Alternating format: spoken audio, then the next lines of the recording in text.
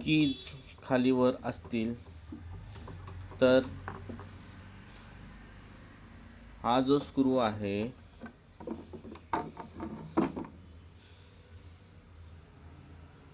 तो काढायचा दोन्ही साईडचा.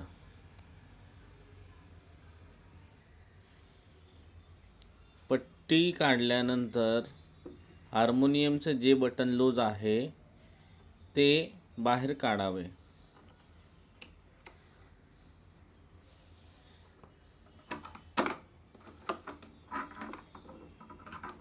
अशा पद्धतीने हे बटन बाहेर काढलेले आहे. या हार्मोनियमच्या खाचेमध्ये जर गॅप जास्त झाला असेल किंवा त्यामुळं बटन वर येत असेल तर त्याच्यामध्ये दोरा घालायचा आहे. साध्या पद्धतीचा असा दोरा येतो, तो या छोट्याशा खाचेमध्ये टाकायचा आणि त्याच्याने पॅक करायचं. त्यामुळे काय होईल, हार्मोनियमचं जे बटन लूज झालं आहे ते टाईट होईल. त्याच्यामध्ये तुम्ही कापूससुद्धा वापरू शकता.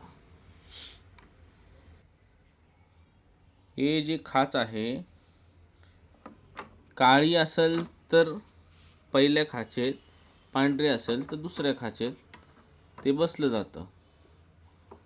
ठीक आहे. तर अशा पद्धतीने जे लूज झालेले बटन आहेत, तुम्हाला वाटतं एखादं बटन वर येत असेल तर ते असं फिक्स करायचं दाब देऊन.